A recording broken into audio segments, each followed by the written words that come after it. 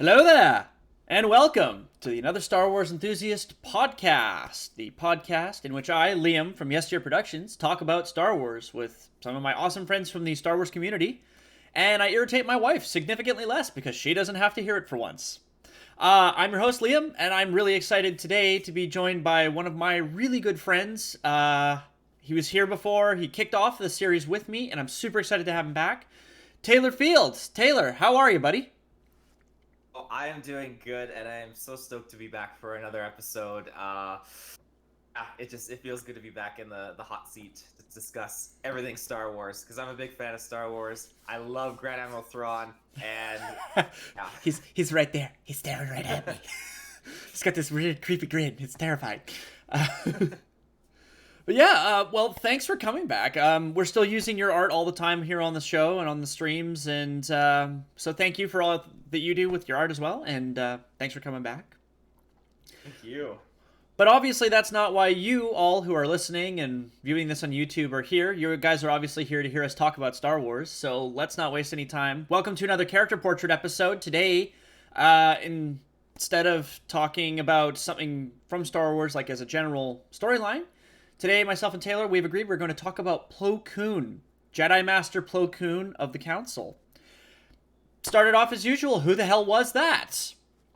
Plo Koon was a Keldor Jedi Master from the Keldor planet Doran. He sat as a member of the Jedi Council through all the events of the Clone Wars, and he was straight up one of the most powerful Jedi on the Council, all the way until his death during Order 66. In fact, he was so powerful, in Legends he is rumored to have been the only, well, one of the very few anyways, light side force wielders to wield lightning in a power called Force Judgment. I don't really know how else to kick off Plo Koon except let's just say the guy was incredible. Like, I mean, Taylor, help me out on this one, man. Like, how awesome was Plo Koon just as a general person? Like, Well, he's. I mean, I'm definitely someone who loves aesthetic and design, and his character and his the work and design that's gone into his look is just so cool. I love his apparatus. I love his everything about him is just so unique, and his voice and the way he speaks. He just seems so grounded and humble as a character, and he's the sole reason that just branches off into so many things that we have in the Star Wars universe. Because I can't remember. I was trying to read up on it, but I believe wasn't he one of the best Jedi starfighter pilots in the galaxy? yes, yeah, straight up, he was one of the most calculated individuals on the Jedi Council, and he was incredibly observant, which made him a perfect candidate to be one of the best starfighters in the galaxy. Just period. One of the few Jedi to ever actually compete with Skywalker as the best Jedi pilot in the galaxy, really. Because if we look at Plo Koon like straight up on his own, the species the Keldor, they all have to wear those breathers. It's a thing that they need to do, or they can't breathe any of our oxygen. They're strictly carbon dioxide breathers, because if they breathe regular oxygen or anything like that, it's actually toxic to them. So they always had a natural aptitude for space. They could survive in the vacuum for a brief time, which we see throughout in Clone Wars. Because of their rebreathers, they didn't have any respiratory issues at all whenever they did that, and because they're already so naturally inclined to space, where we can definitely see why he would be such a good pilot. But just his calm and calculated nature just made him perfect for it. Like he never cracks under pressure. Like at any Yeah, point, you can see that at any interaction he has, he never caves. yeah, exactly. I think that's one of the most interesting things that kind of leads to him, discovering, Ahsoka Tano and recruiting her in that sense. Because obviously, Ahsoka is definitely someone in the character that's taken after Anakin in many ways. But I feel like there's little segments of Plo Koon that kind of transferred over to her and carried out because of his character and who he is and just how he imprints on people. Again, like in the Clone Wars with that scene where the clones felt disposable. He the way he imprinted on them and was like, not to me, that kind of thing doesn't just go over someone's head, especially for a character like him and his development. It channels out to the people that he's connected with, and I think that's why, to me, I really like him as a character. Well, it really brought out his appreciation and his love of just life as a general thing, right? You can see that when he says simply just "not to me." You know, we're talking about Sergeant Sinker on during the Hunting the Malevolence arc, where he's just, you know, Sinker's like, "Why the hell are you helping us? You know, we're expendable, we're clones, we're literally meant to be expendable." And Plo's only thing to say to that is "not to me." He he thinks life is important and should be valued. It doesn't matter whether it was created in a lab, born on its homeworld, or anywhere else in the galaxy. If it is living, it should be given the opportunity to live. Hmm. And I love that as well, because you can actually see that in Ahsoka. It's weird because that one, I think, plays off of both Skywalker's teachings and Plo Koon's teachings. The personality trait in Ahsoka that is to help others, right? Hmm. Plo Koon, at the end of the day, he was still a Jedi Master, so he still would follow the Jedi way for, like, try to remain detached where they can, but he still valued life, and he would still encourage and prioritize saving the lives of those in need, Hmm. right? And that can be definitely attributed to, like, seen in Ahsoka's tendencies in the future too. But I definitely think Plo Koon was the first one to show her that side of being a Jedi, Hmm. which, I mean, let's be honest, it's one of her most defining traits is how much she values the survival and living of others, and how much she puts importance on making sure that people have the best quality of life. And if that comes from a place like Plo Koon, because let's again, Plo Koon is just this incredible individual who really pushes that. He really says, let's make things better for people, and he's an optimist that way. It's kind of crazy. He's oddly optimistic for a Jedi, because I'm so used to them being so cynical. Hmm. Absolutely. Yeah. Another interesting thing. Hmm. Uh, it kind of dives into that relationship again with like Ahsoka and Plo Koon. The one arc from the Clone Wars where they were going into basically like detain Boba Fett. That whole Mm-hmm. arc of them together, you get to see like that relationship grow. And I was trying to think and look into other arcs that really fleshed out Plo Koon, but I think that like the bounty hunter one, and obviously the Malevolence arc as well. But this one, it for me, it really was interesting to see uh, how things unfolded. You have like Boba Fett with so much hate, not only for the Jedi but for Mace Windu especially. But you see a character like Plo Koon overcome all of this, and even when things seem to be completely against them and not in their favor, it's cool to see how composed he is and compare that personality to other members of the council. Mace Windu is he's a hard case. He's not easy to impress, and you got to earn that trust. But Plo Koon, like you said, he's very much like he cherishes life, and he's not gonna like just flat out.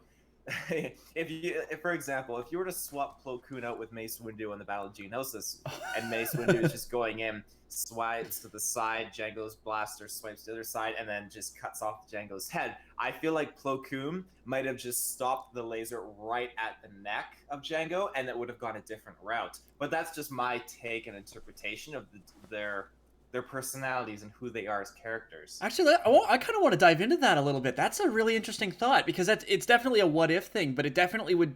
I would love to have seen how that could have gone differently, because as you pointed out, we see with Plo Koon and Boba Fett, we see how Plo Koon, instead of just basically ripping Boba Fett a new one, which probably would have been Mace's immediate reaction, Plo Koon talks him down, and yeah, they don't let him just walk away from it, but they do. He does reason with Boba Fett. He does calm him down to a point where he's thinking clearer, or at least clear enough to not be stupid and throw his life away, because Plo Koon encourages living. And I think if we look at how it could have been different, like, I think Boba Fett, regardless, would probably have never liked the Jedi, just because it's how he was raised and stuff like that. His dad probably would have been pretty anti-Jedi all the way through.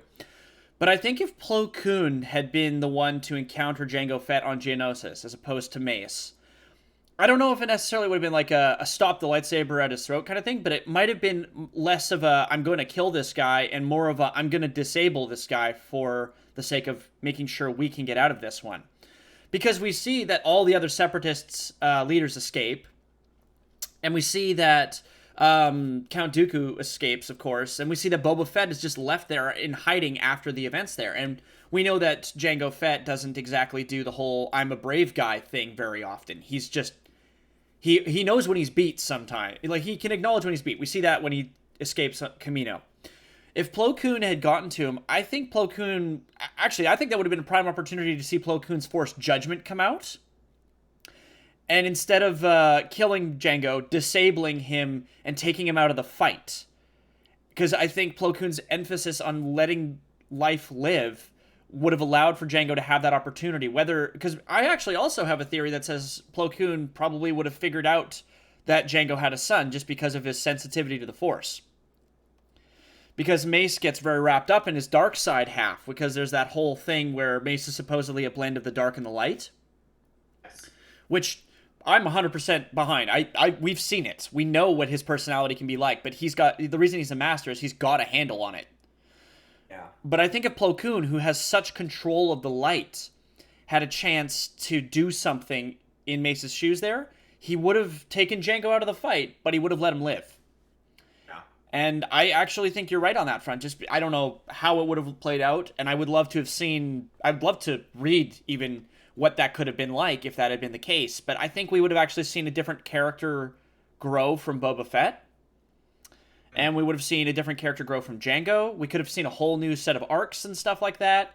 Hell, we could have seen a completely different arc with the Ahsoka Plo Koon parallel to Jango and Boba. Like, that would have been really cool to see, too. Absolutely. Like, it opens... Obviously, it is a big what if, but, I mean, even if you keep Jango alive in any sense, then obviously at the beginning of the war, it's like, hey, free army, let's go to town. But then, if Jango's still alive, and it's been 3 years, you feel the dark side rising, you know, you're going to think, well, I don't trust this clone army anymore. Let's interview or gain information from Jango. It's just one of those things where I guess the story just had to progress to cut off all those loose ends slowly but surely, right? So yeah. As much as I'd love to see that arc parallel to, you know, a Jango Boba, Ahsoka Plo Koon story, I think that'd be very, very cool. Yeah, no, I definitely think you're right there too. Like, but we can dream. We can dream. Oh yeah, absolutely. Okay, so I want to dive in now a little bit to Plo Koon as what we've seen from his power level and stuff like that. Because, like, one of the best examples I think I've seen of his power is just seeing what he's capable of while they're doing something during the Malevolence arc. I really like the Malevolence arc, first of all, by the way, just because it shows a lot of what we can expect from a character like Plo Koon, who's a Jedi Master, who's seen many things and stuff like that. But I want to talk about specifically why we know he's powerful, just because of the fact, like, we see him reaching out with the Force at multiple occasions while being busy. Like, he's doing something else, and he's still manipulating the Force, like, with his offhand kind of thing. Like, he's moving and throwing around the clones to place them better so that they can deal with the battle droids and the vehicle that is destroying the pod that they're in, while at the same time deflecting laser blasts with his lightsaber, while at the same time trying to keep 3 panicking clone troopers calm, because they are definitely panicking at that time. They don't know how they're going to get out of this, and they're not the optimists that Plo Koon is, because they're very cynical, just like a lot of the other Jedi, because they're very much, we're expendable, he's not, we need to make sure he survives. And Plo Koon's like, we all need to get out of this, okay? Like, there's actually a quote he has, which is it's something Commander Wolf says to him. It's what are our chances of getting out of this one? And Plo Koon realizes, I don't believe in chances, but I believe we will survive if we all work together. So Plo always valued their support, regardless of what he was going to do. And then we see how powerful he is in the Force just by simply being able to do all of these things. And he trusts these clones to deliver on all of that, too, because he just puts his trust in them. I'm trying to think of another really clear occasion where we can see how powerful he is. Like, have you got one off the top of your head, Taylor? Yeah, I've been to ponder and think. I feel like the Malevolence arc is just one of the best that really showcases his power and what he's capable of. A lot of the other arcs that come to mind just are his the aesthetic, but just his traits and his characteristic and persona. Yeah, I do still try to find, like, I still am trying to think of other occasions where I've seen him be as powerful he is. He's a very powerful force wielder. Just, we also see him be able to reach out with his mind and find Ahsoka, just kind of like a hope against hope almost, it felt like in that scene. But then Ahsoka immediately knows exactly where he is. And that's, I think, should be a credit to the Master's ability to really deliver an image through the Force. See if any holo projectors can compete with that shit. No kidding. Well, that just goes to show, especially he, again, kind of what I was talking about before, where his persona kind of just channels down into other people, but specifically the bond between a master and apprentice, even though they weren't technically the Padawan to, or she wasn't the Padawan to him being the master, but it was he recruited her, and that imprinted relationship started there, even though then she was passed on to, Master Yoda for training with other younglings, and then Padawan to Anakin. So, and they you still know that they kept that friendship and that relationship and that bond because of what happens in that scene. They connect through the Force to find each other, and it was just so powerful. It's I think it's an important scene just to know how powerful that connection is though. It's like you can be as powerful in the Force as you want. You can be as connected to your master as you want, but you are going to have a connection to who you're going to connect to. And with Plo Koon being as open as he is and as valuing of life as he is, I think that connection might have been stronger than even some Padawans to their masters. I don't know. Maybe that's just too optimistically thinking. Oh, I think you're right, because there's some masters, like if you've read the Obi-Wan and Qui-Gon book, well, that's like pre-Phantom Menace, you learn that Qui-Gon and Dooku had a very interesting relationship as master and apprentice, and then even then, Obi-Wan and Qui-Gon, they butted heads on so many things, and like, this is not necessarily a lot of spoilers, but it's just an explanation. Like Obi-Wan felt like he let Qui-Gon down on so many fronts, so their relationships are definitely not perfect. And again, that's something you see, like that connection between, even though Anakin and Ahsoka had a strong connection, they butted heads obviously at times, but it's just that dynamic is unique, because I feel like with Plo Koon, he's one of those people that you like, and you wouldn't necessarily, you walk into a room or a cantina and you see him across the bar and you wouldn't have a problem with him. He's just that guy that's approachable, and he's just caring, and he's good natured, and he just has that good energy about him. Yeah, I can definitely see that. I mean, we definitely see that he has a lighthearted side throughout every occasion. He cracks jokes. He's not afraid of a laugh every now and again. I mean, we never actually see him laugh or hear him laugh, but we know that he's not afraid of just occasionally dropping something like that to ease tension.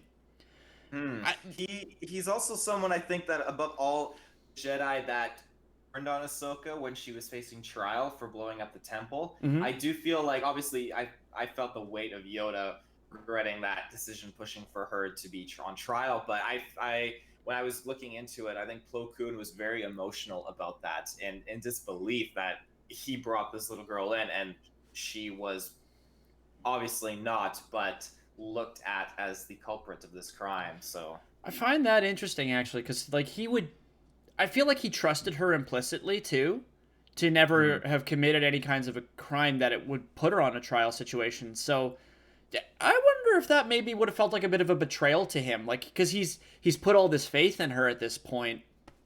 I mean, we don't really see a lot of what he was feeling. We don't hear a lot of what he was thinking throughout that sequence. In fact, that entire arc, I think we just see Plo Koon. I don't think we ever hear anything from him.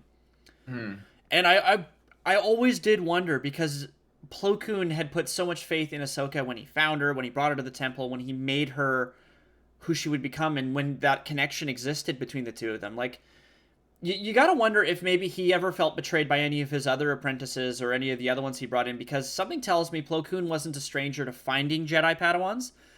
Or maybe he just was lucky the one time he found Ahsoka, but he obviously would have connections to a lot of those kinds of kids, and I don't know. I just find myself wondering if any of them ever fell or something like that, what he would have felt, because he's so open-hearted about it.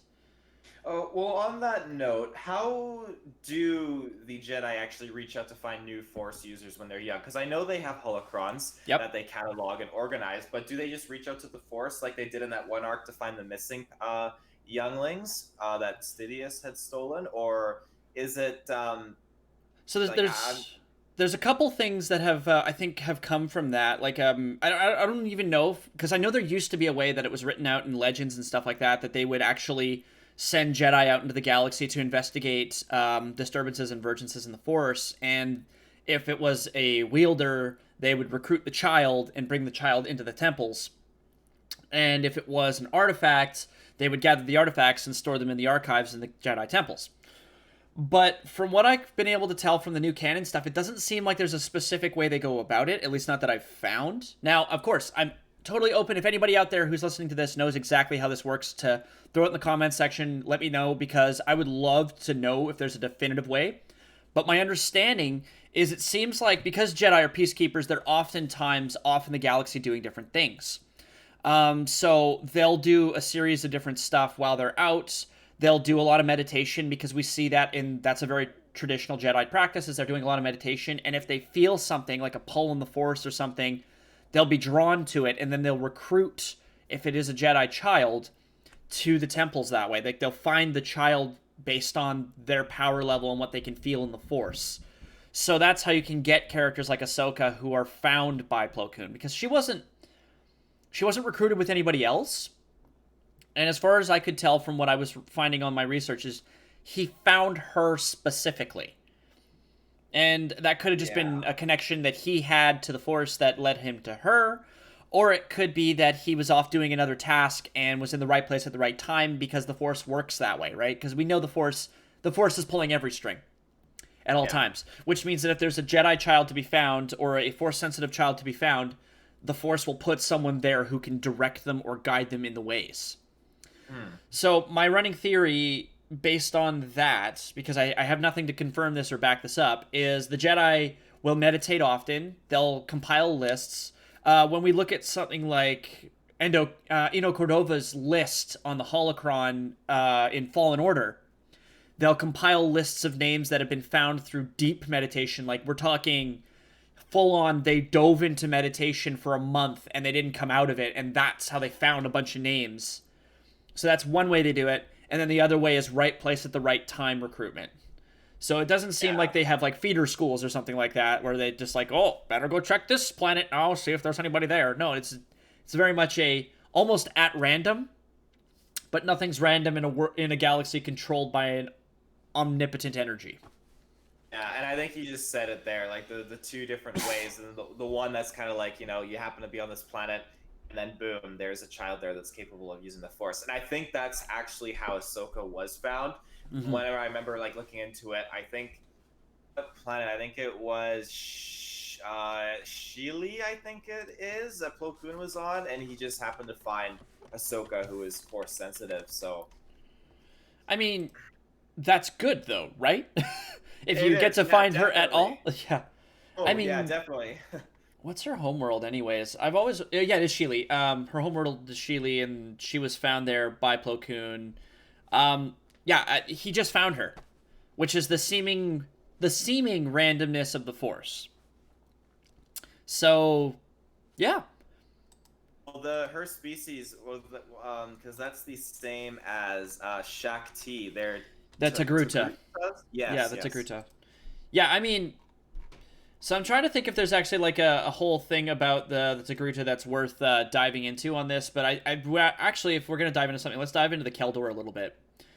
Do you know much about the Keldor species, out of curiosity? Not off the top of my head, I don't think so. Okay, so first of all, a lot of my knowledge is based on legend stuff. So if there's new canon things that have changed the rules on that a little bit, I'm more than happy to hear about it. But essentially, the Keldor are these. I mean, obviously they're humanoid, bipedal. They fall under every category of a proper sentient being and stuff like that. But they're a species that doesn't live on oxygen. So they're a species that requires those special rebreathers, but they're also light sensitive. So that's why he's got the little tiny goggles over his eyes too. They're so light sensitive that they will actually go blind if they are exposed to too much.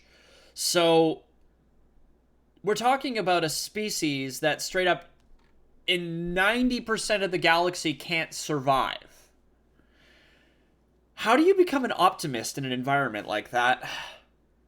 Yeah, like a good optimist like they are. That's very true. Like I just find myself so curious because we look at a character like Plo Koon, we know what his nature is, we know what he can be like, but I still find myself wondering how you could possibly end up optimistic, relatively good natured, able to crack jokes, be incredibly powerful in the Force without, you know, knowing that literally if your mask gets ripped off and if you land on the wrong planet and forget to put your goggles on, you lose your eyes or you just literally die. Like I guess everything isn't so bad if you have the right mask. Is this a not so subtle commentary on our modern times? It's just, I guess it's something that's very versatile. I mean, granted, like obviously, if you are a species and you are fully aware that 90% of the galaxy will kill you, you're going to invest a lot of resource into developing something that ensures that never happens. Yeah, So, it would actually have to be pretty comfortable, I would imagine too. Those masks, otherwise, I wouldn't want to wear one all day. I have a hard enough time wearing a face mask when I'm outside these days. Like it's hmm.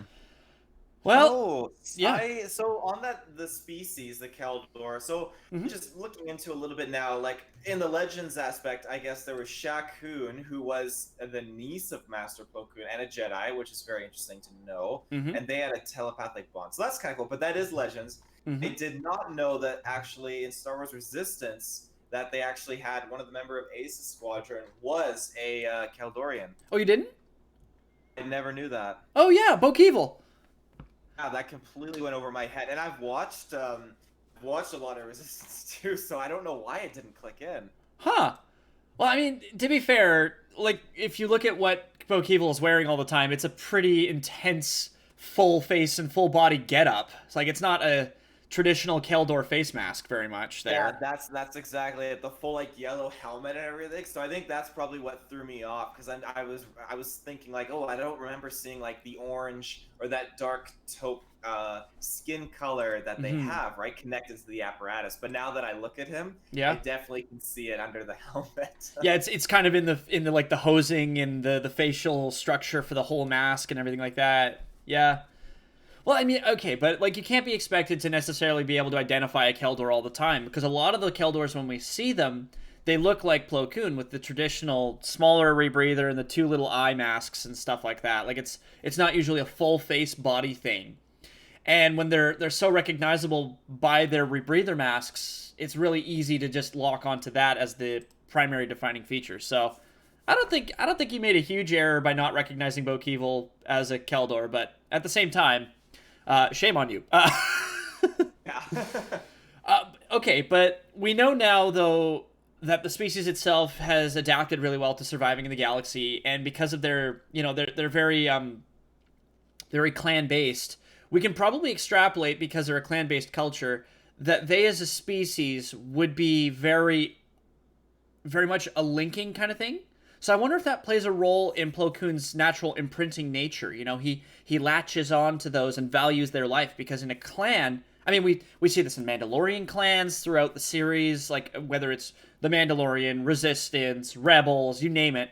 We see that in the clan-based natures of all of those peoples, they're very much the clan is all that important. And when you're a Jedi, that means you would naturally want to latch on to life because your clan is the galaxy, right?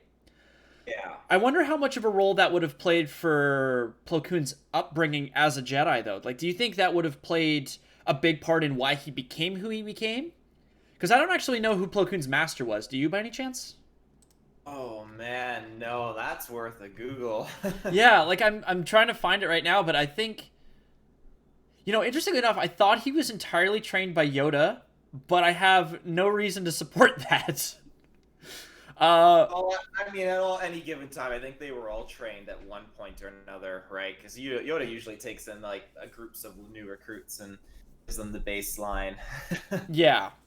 I mean, we know that Plo Koon was very, very old by the time he died. Like, I think the the Legends tally had him at over 700 years old, but I was gonna probably guess he wasn't 700 at the end of the Clone Wars. Unless, the new canon stuff reveals something about his coming into power or something like that in the new High Republic stuff that's coming out. I think what I find interesting about it, though, is knowing that because he's so old, like he has been around so long, he would have a lot of good connections with the various masters. Like, we know that he's very connected with Mace Windu, despite the fact they're like polar opposites for people. Mm. Like, we literally had this conversation too, like when we were just talking about how if Plo Koon had been in Mace Windu's situation with Jango, Plo would probably have handled it differently, although he could surprise us and have handled it exactly the same way. Yeah. But like, it's nice to know that an optimistic character like that would be that kind of person. But he's also been around, when Qui-Gon was coming into power, like coming on the rise and stuff like that. We know that he's been involved with the Jedi Council for a number of years. He's one of the more powerful members, so he's probably been around for a very long time. But That's actually, yeah, that's true, because I believe he was appointed on Master and on the Council just a short bit before Phantom Menace took place. He was still pretty new to the Council. But I mean, he was a well-trained Jedi Master long before. Like, he was oh jeez. I think he was training Padawans before he became like a full-fledged on the Council Master by quite a while. Yeah, I think so.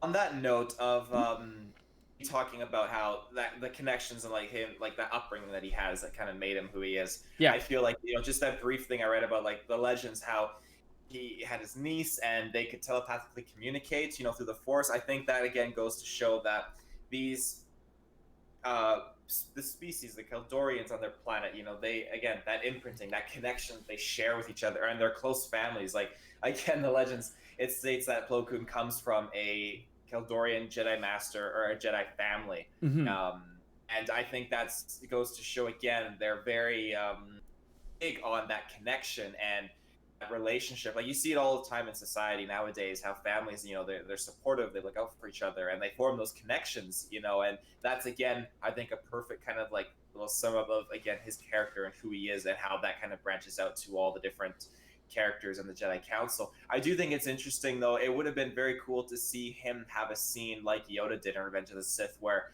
the Jedi are being executed and he senses something. Mm-hmm. And it's, I mean, I like that Eddie Mundy had that scene, but I don't know if it was really sensing as it was just realizing no one's following him. But I think it would have definitely made it more interesting onto Plo Koon's character and personality. Again, granted, he was in a ship flying, and you definitely are distracted and focusing when you're doing something like that, I imagine. Oh, totally. I mean, with respect to the piloting thing, again, too, like, we actually had this conversation at one point where we were talking about, during our Order 66 episode, where we talked about Plo Koon and the 104th Battalion. Like, we know that, so, first of all, we're going to make a quick reference to the 104th, because I think it's important. The 104th Battalion was Plo Koon's personal battalion of clones. And he had this really strong connection to Wolf and his sergeants and all of his clones, because he valued their life over letting them just be expendable and stuff like that. Like, every chance he had, he tried to stick his neck out for them, and he tried to help them, tried to save them. And that didn't change. It didn't seem to matter what he was doing. He always prioritized that. So when we see the betrayal in Order 66 of presumably the 104th shooting him and shooting him down, this brings it back to the connection I have to his sense of betrayal that came from Ahsoka's trial. Like, I wonder if Plo Koon, because of his open heart, would feel so much worse when something like this happened. Like, he's in a ship, and yeah, he's one of the best pilots, but 30 ships versus one ship, you're not going to win that fight, especially going in an atmosphere. I wonder how much of a sense of betrayal he was going to feel, like he felt the second he realized what was happening, because we don't get to know what he was feeling. We don't get to know what he was thinking. We have to see him get shot down so that we know.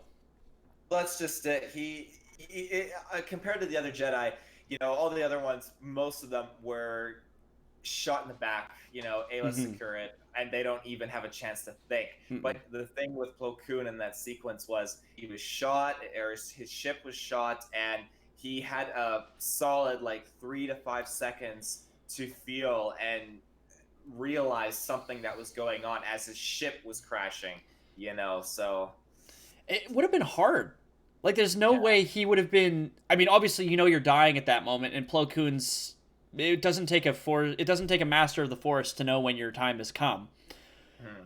But it definitely would make. It definitely just makes me wonder what would have been his last couple of thoughts. Is like, would it be something along the lines of, "I have failed my men"? Does he think he made the mistake, or does he just, as he's slowly losing everything because his ship is crashing, just think to himself, "I can't believe this is happening to me"? Like, That's a tricky one because I want to say like he would feel for his men because it fits his persona, but then I think of Fallen Order because I mm-hmm. feel like I can't remember that Jedi's name, T'Pol. Oh, Jero Tapal, yeah. Yes. So he was just so quick to execute his commander, and I Mm-hmm. feel like that the Jedi in this scenario, the clones they would care about would have been kind of brushed aside, and they would primarily be feeling and caring for their fellow Jedi members Mm-hmm. because it seems like mostly only, again, we touched upon this, the Padawans of the Purge were the ones who were definitely the most like seriously confused and conflicted and stressed out about the fact that our clones, these brotherly like figures, are all just being killed off by the Jedi for no reason. Mm-hmm. So I feel like the Jedi are quick, and especially because you have Plo Koon, who knows that there's a lot of secrecy going on. He was the one who found with Wolf Master Sifo Dyas's lightsaber. He was one of the ones who discovered the truth with the other Jedi Masters that, okay, Count Dooku is Darth Tyrannus, and that he was the one who ordered the clone army. So I think there was a lot of setup to him. Maybe, I don't want to say his trust was shaking with his clone troopers, but he was always there for them. But I think in that last moment when he was being shot down, he probably was just feeling, just, I don't want to say regret, but just failure to his Jedi council members, I would say, more than the clones, is what I'm trying to get at. No, I totally follow you there. Actually, that would make a lot of sense. Because we also theorized at one point that maybe it wasn't his pilots from the 104th that was with him when he got shot down. Hmm. Because we're just like, I mean, we were talking originally about how Plo Koon and his connection to his clones would have been probably very unshaking, and instead of like we wouldn't necessarily have seen a turn. I mean, we would have seen a turn like Rex's, but we were trying to rationalize how Wolf could get his chip out, etc., etc. So I think that actually would be very interesting to kind of dive into, is what if it wasn't his own clones and he didn't have that same connection with them because he hadn't known them as long? Would he? Because I mean, obviously, the first thing they feel is, oh my god, what about my other Jedi? What about my friends in the council? What about? I wonder if Plo Koon's last thought was of Ahsoka. I wouldn't put it past them. I would honestly think so. I think that would make a lot of sense, because it doesn't matter at what point during the Clone Wars series you find out about Plo Koon and Ahsoka having a history.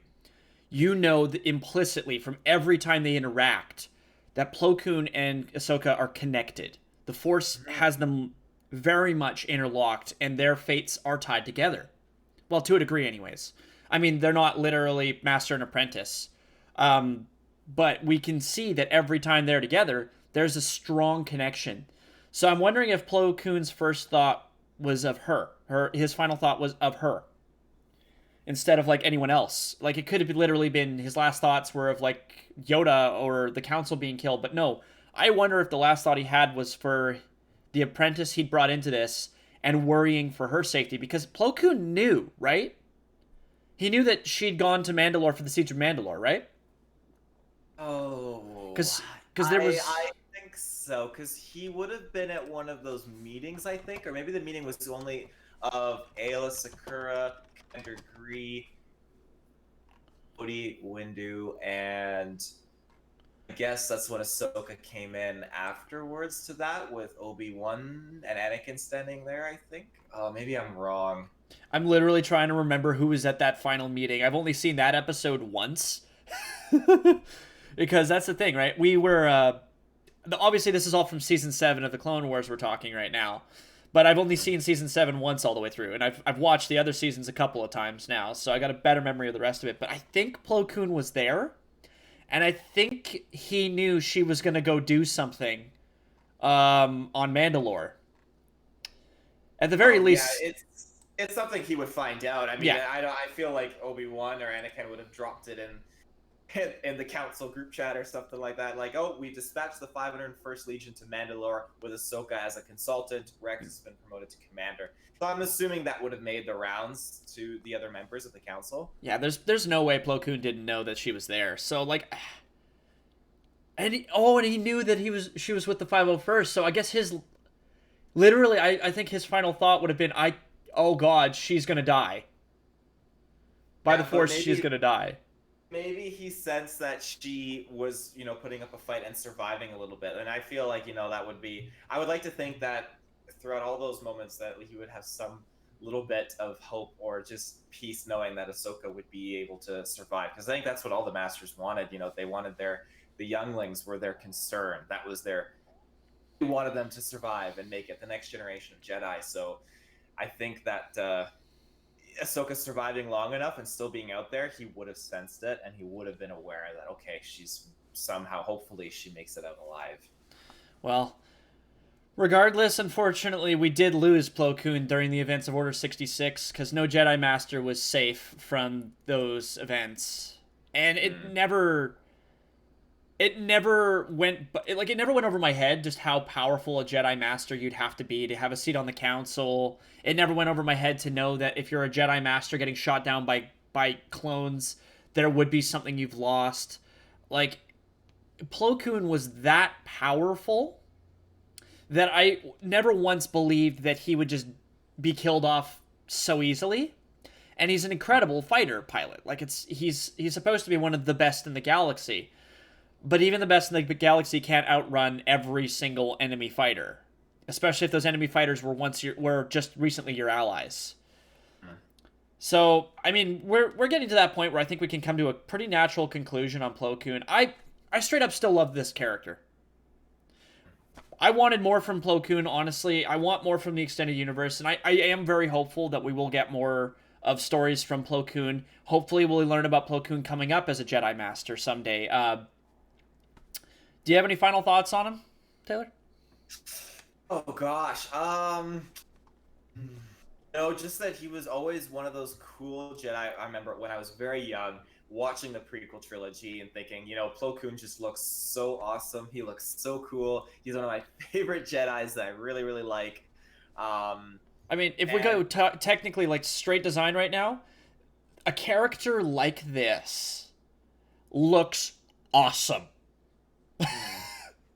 It's a killer design for a character, so yeah, he is. I think that the detail that goes into that is awesome. I have a weakness for because knowing what his mouth looks like underneath his mask. I have a weakness for alien concept designs that have those the 4-prong pincer things. Like if you look at the elites from Halo, the Predators. Yeah. Obviously, Plo Koon's race. It's just I love that aesthetic and that design. I think it's so cool. So that's another thing, kind of growing up and just kind of looking into more of his character and what he looks like. Just oh, that's so neat. I really like it. Well, thanks for joining me, buddy. Thank you so much for being here. And I want to thank everybody who listened today to check out this episode where we talk about Plo Koon. Taylor, how about you tell them where they can find you, buddy? Yes, so if you want to hear more of my thoughts on other geek stuff out in the universe, you can check out a podcast that I help host and run called GeekVerse Podcast. And there's more video game stuff, Star Wars stuff over there on different topics. But I definitely hope that you will have me back for future episodes. I know there's one episode that I will be back on, and I cannot wait for that one to come. It's gonna be about this guy.